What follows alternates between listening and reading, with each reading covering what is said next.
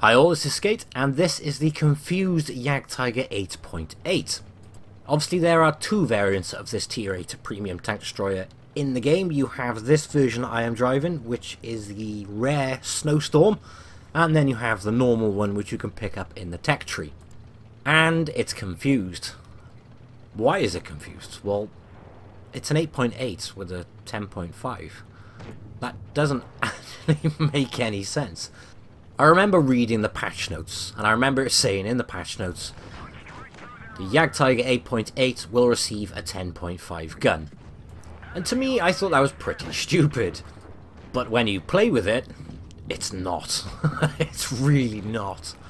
The confused 8.8 carrying a 10.5 is really, really good. And after the patch came out, I didn't want to play it because I was very apprehensive. And I liked the historical accuracy of this tank. It is a Jadgtiger 8.8. They did exist. So I wanted them to buff the 8.8 to make it better and make this tank more competitive. This is actually a tank I've pushed for, well, I say I've pushed, I've moaned over and over that this tank really did need a buff. It got left behind, and with power creep, it just wasn't where it used to be. So I was slightly disappointed by that. However, a part of me wishes I didn't like this because it's got a 10.5 and it's a Jadgtiger 8.8. But I can't not like it. It's really, really good with this gun. And with the slower rate of fire, it's better because you can angle yourself correctly between shots. Now that's something you couldn't do efficiently with the 8.8. And the reason being is because with the 8.8 it has like a 4-second reload, which means you're going to need to be in position ready to fire again straight away. Or if you do try to angle up and then you have to recorrect yourself, you're going to be wasting your DPM. With this thing, that extra 2 seconds, it makes the difference because you can angle between your shot as they return fire and then turn straight back. It really does make that difference. That hopefully was demonstrated in that game, the amount of bounces I had, purely just to being able to angle correctly. And it's surprising how just a couple of seconds allows you to change your gameplay to benefit the tank more. What I want to do though is quickly show you my garage setup, and then once we've done that we can go straight into some more gameplay and obviously discuss the gameplay and the benefits of the 10.5. One comment very quickly, look how cool the barrel looks. Doesn't even fit on the screen anymore, which again is really cool. It makes it look that little bit more aggressive. Consumables though, I have adrenaline, a multi-purpose restoration pack and a repair kit. Provisions, double chocolates and improved fuel. And ammo with the 10.5 I run 26, 8 and 8. Moving on to equipment, I have a gun rammer fitted. I also have protected modules, improved optics, enhanced gun lane drive and enhanced armor. I would recommend getting improved control. In fact, I'm going to unlock it at the time of making this video. And then I'm going to go for the vert stabs. Personally, I'm not going to bother with the next two after that. And I never bother with consumable delivery system. It's a waste of spare parts, I think. Here's a quick comparative on the guns I want to show you though. We can talk about the stats while the gameplay's on. However, one thing you can't see or isn't highlighted clearly is cost. If you look at the 8.8, the shells are 252 credits, 3,600 credits and 252 credits. If we have a quick look at the 10.5 cost, they're 1,030 or 10 gold, 4,000 credits and 650 credits. That's important to note because if you do 3,000 damage with the 8.8 you'll make more credits than you will with the 10.5. The other way of looking at it is you won't need to fire as many APCR shells with the 10.5 as you would with the 8.8. So you could argue it balances out. However, you don't make as many credits. It's still very good on credits, but you sacrifice a degree of what sort of credits you do make to have a better gun. And to be honest, if you're trying to make credits, it's still worth going with a 10.5 because you'll have better games.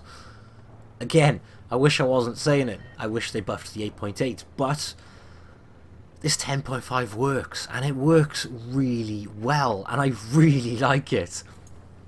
I mean, as a comparative, you have 203mm of penetration with the 8.8, you now have 225 with this gun.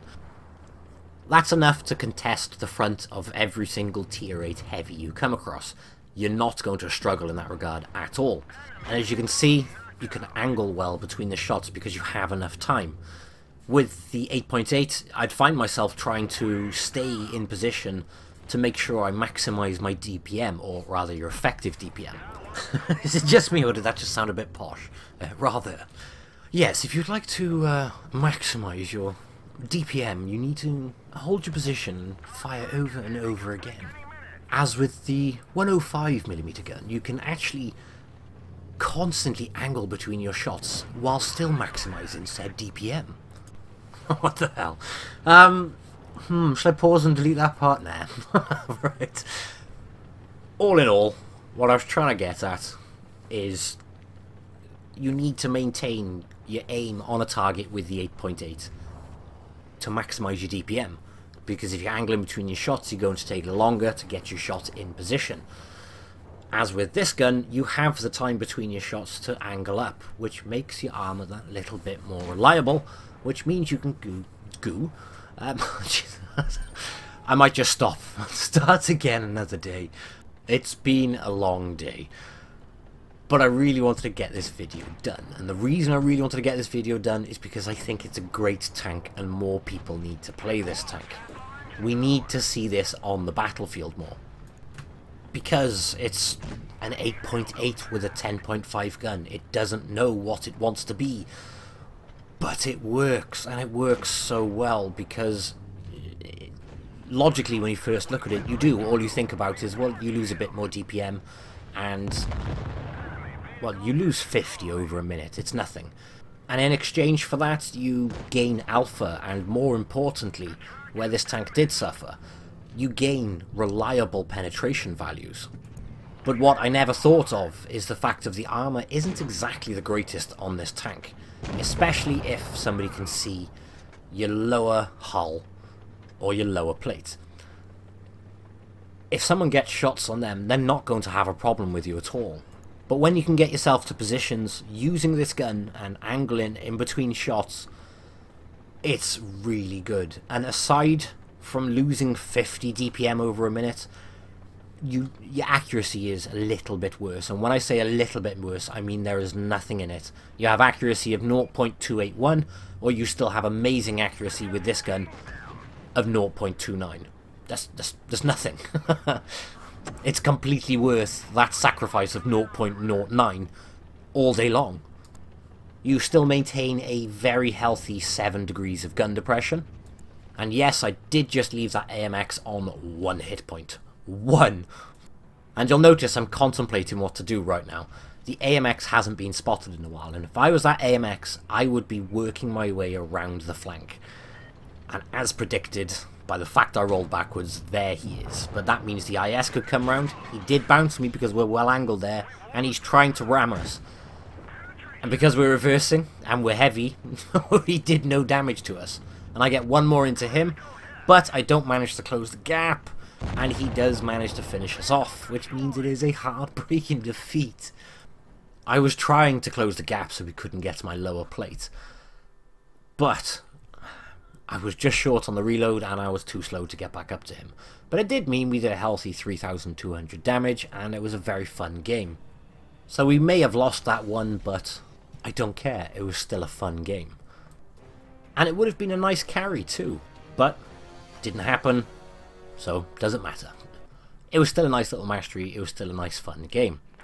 Now in terms of how I try to drive my Jadgtiger, can't remember if I mentioned it already, but just in case, it has 7 degrees of gun depression, and 10 degrees either way on the aiming arc, which is very, very respectable. And if you want to increase the front armour thickness of the upper plate, you need to ramp it up little ridges. Still using the gun depression, but your upper plate thickness, well, effective thickness, goes up. So always try and hide everything except the upper casement, because the upper casement is actually quite thick, and when you angle it to the side, it's very bouncy. So try and use ridges like this to hide everything but that upper casement.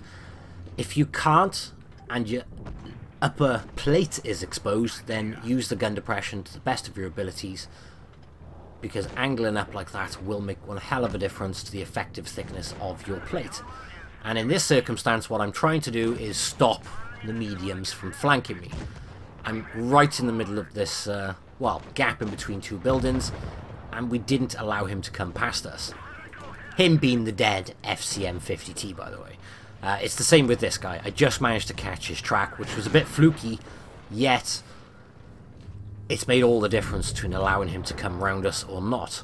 But look how much health I've lost in that situation, purely because they could shoot my upper and lower plates. As long as I'm hiding my lower plate or angling, then they're going to struggle. And if you're hiding everything except for your upper casement, they're really going to struggle. So at all costs, just try and hide everything but that upper casement. And then if you can't do that, we'll just try and find a little ridge to increase your front effective thickness by using your gun depression. In terms of prying medium tanks off, well, it's quite hard in all honesty, because the tank hasn't got the best traverse speed on it. So you need to keep hard cover next to you, or close to you if you can. And don't be afraid to let something ram you, because these things are heavy, and it's very funny when something else tries to ram you. Like that FCM 50T just now, he was clearly trying to flank around the side of us. We're in between two buildings. It was only a bit of a love tap on the go, but it was enough to do plenty of damage and keep him in position. And then the same with the Helsing. We were pushing into him. Not so much about the damage, more importantly what that was about is stopping him from circling around us, because we're not fast enough to turn. So we use our weight to push him the way we want to go, which of course is basically in front of our gun. And it's the same situation here. I could die, and it's the end of the game and I know we're going to win, or I could completely screw up that shot. But I'm in a position which I'm still very, very strong, and you can see him looking at me because I'm such low health. But aside from my upper casement, there's not really a lot in that circumstance he could have shot at, which makes it very hit and miss, even when they're firing premium. If you're angled and only your upper casement's showing, there's a good chance it's going to bounce. I'm not saying it's guaranteed, it's not. But if you're angled and they can only shoot your upper casement, well, yeah, it's a good chance they're going to bounce there. So basically, upper casement always, just try and hide everything else except for that. And if you can't, use gun depression. And try and hide your lower plate while using said gun depression. And then between shots, always angle left and right to try and increase the armor thickness and produce bounces.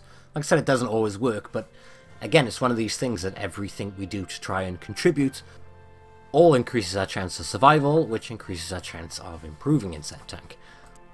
In that game we did 4,500 damage and we made 100,000 credits. Now with the 8.8 I would have made more credits.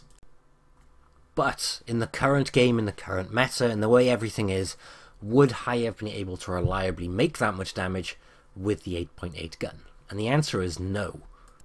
Which is why the gun's so good. I wish it was the 8.8 which was this good. It's not.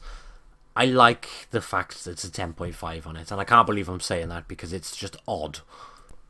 If I pretend I never saw 10.5 when I'm driving my 8.8 Jadgtiger, then we can just pretend it's a very big 8.8.